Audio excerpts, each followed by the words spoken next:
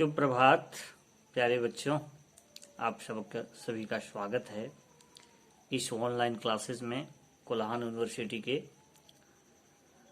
प्यारे बच्चों, आज हम यूजी सेमेस्टर 5 के लिए पेपर नंबर 11 में एक टॉपिक लेके आए हैं और वो टॉपिक है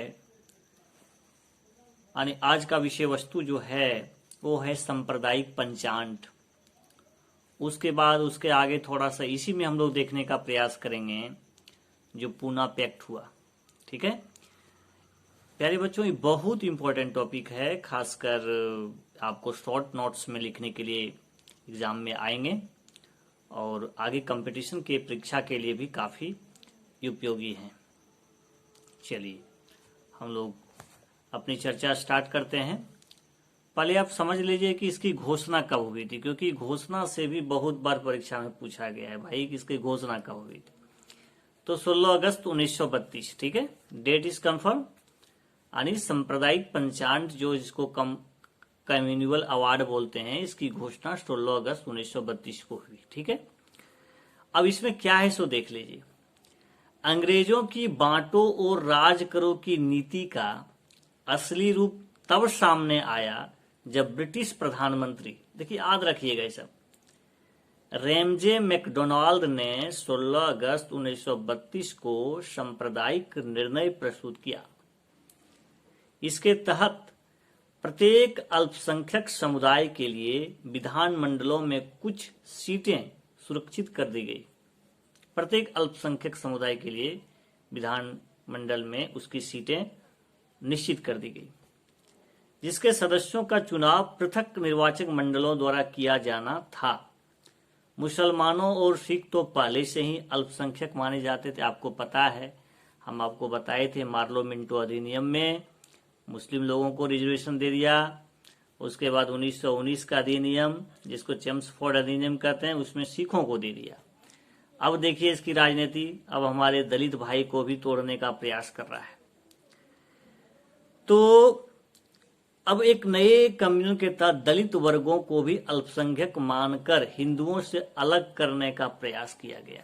ठीक है, तो यही था कि अल्पसंख्यक लोगों को विधानमंडल में उसकी सीट जो है सो यानी पृथक निर्वाचन मंडल पद्धति की जो है सो व्यवस्था की गई, यानी उसकी रिजर्वेशन से संबंधित बात की गई।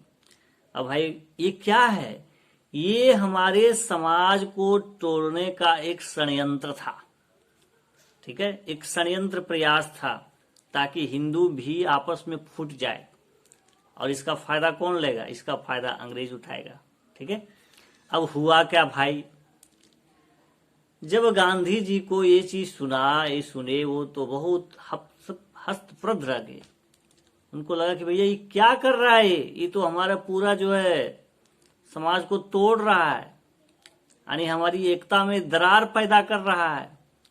इसीलिए गांधी जी बहुत नाराज हो गए, और आपको पता है इसके बदौलत वो जो है सो अनशन, उपवास, जो गांधी जी का सबसे बड़ा हथियार था, फास्टिंग रहना।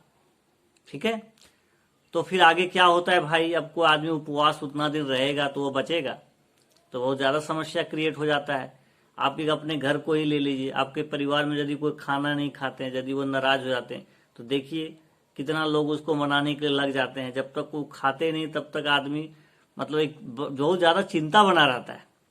और वो हमारे देश के महान नेता, अब वो कुछ नहीं खाएंगे इस बदौलत, ये घोषणा बदौलत। अब क्या आगे होता है, तो पूना समझौता होता है। This date is also very important because इससे प्रश्न आता है।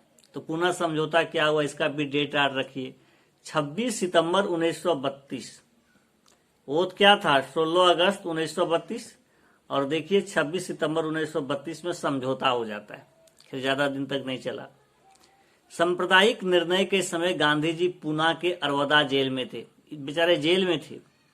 गांधी जी ने इस घोषणा का प्रबल विरोध किया कि I am not supporter this, है ना, announcement, I am totally opposite this announcement, जो घोषणा हुआ उसका मैं एकदम पूरी तरह विरोध करता हूं।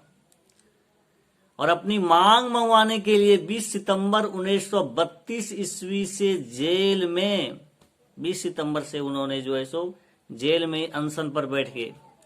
अनशन के कारण उनका स्वास्थ्य काफी खराब हो गया, काफी गिरने लगा। अब आदमी एक दिन खाना नहीं खाता है, आप देखे होंगे आप सभी विद्यार्थी, किसी बस आपकी खाना देर हो जाती है तो देखिएगा शरीर में लगता है कि बहुत वीकनेस आ गया है।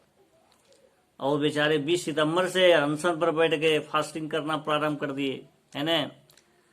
उनकी स्वास्थ्य काफी गिरने लगा, उनकी स्वास्थ्य में काफी गिरावट। मदन मोहन मालवीय, डॉक्टर राजेंद्र प्रसाद, पुरुषोत्तम दास, राजगोपालाचार्यों के प्रयासों से गांधी जी और अंबेडकर के मध्य 26 सितंबर 1932 ईस्वी को एक समझौता हुआ। देखिए कौन कौन प्रयास कर रहे थे, ये भी दिमाग में रखिएगा।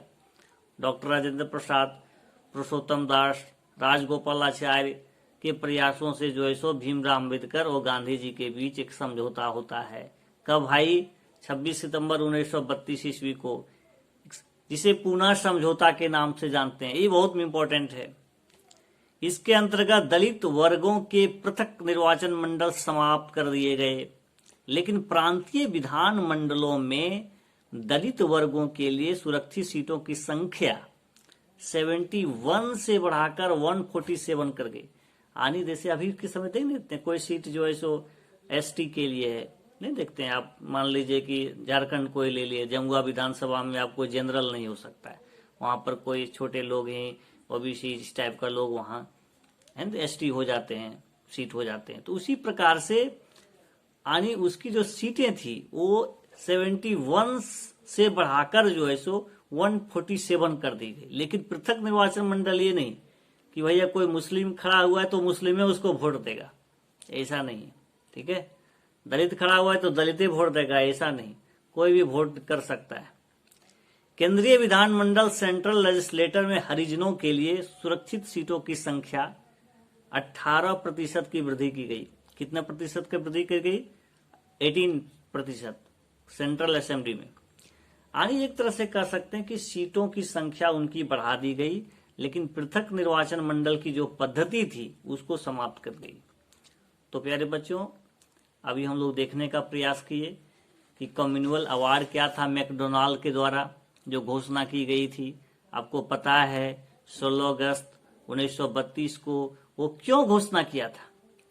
वो इसलिए घोषणा किया था क्योंकि आप जानते हैं भीमराव अम्बेडकर जी मांग रख रहे थे, वो दलित का अगुआ थे और उसके मन में, अंग्रेजों के मन में ये था कि हम जो हिंदुस्तान को कैसे वीक करें, कैसे कमजोर करें, आपस में कैसे उसमें फूट डालें।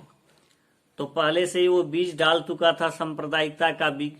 1909 ईस्वी का जो अधिनियम था पार्लियामेंटो अधिनियम, उसी में वो मुस्लिम संप्रदाय को रिजर्वेशन दे दिया था। 1919 में सिखों को दे दिया। अब चाल चला कि भाई अब हिंदू को भी कैसे फूट डालें, है ना। और उन्होंने हिंदू में भी दरार उत्पन्न करने का प्रयास किया।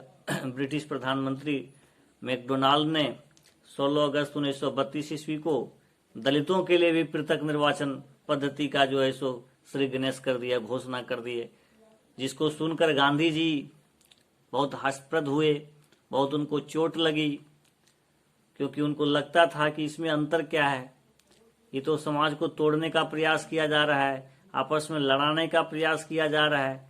और जब इसकी घोषणा हुई तो गांधी जी अरवदा जेल में बंद थे। तब वहीं वो जो है सो 20 सितंबर 1932 को जो है सो आमरण अनशन पर बैठ गए। और आमरण अनशन पर जब बैठ गए उनकी स्वास्थ्य गिरने लगी, क्योंकि स्वाभाविक है जो भोजन नहीं करेगा, आनी अनशन पर रहेगा। तो आगे चल करके मदन मोहन मालवीय, डॉक्टर राजेंद्र प्रसाद, राजा गोपालाचार्य के प्रयास से जो है सो 26 सितंबर 1932 ईस्वी को जो है सो भीमराव अम्बेडकर और गांधी जी में एक समझौता होता है जिसे पूना पैक्ट कहते हैं। क्या कहते हैं इसको? पूना पैक्ट। अब इसमें क्या था कि पृथक निर्वाचन पद्धति को माना नहीं गया, हटा दिया गया, बल्कि दलितों को जो है सो विधानमंडल में सीटों की संख्या बढ़ा दी गई। उसकी जो है सो यानी 71 से बढ़ाकर 147 कर दी गई। साथ ही साथ सेंट्रल लेजिस्लेटर, विधानमंडल का जो सेंट्रल लेजिस्लेटर में हरिजनों के लिए सुरक्षित सीटों की संख्या में 18% की वृद्धि की गई, यानी सीट बढ़ा दिया गया। लेकिन पृथक निर्वाचन मंडल प्यारे बच्चों ये होता है कि जैसे मान लीजिए कोई दलित खड़ा हो गया तो उसको दलित वोट देगा, तो ये ठीक नहीं है। ठीक है, यानी सीट कवर है कि तो भाई दलित आप खड़ा होइए लेकिन आपको वोट सब करेगा।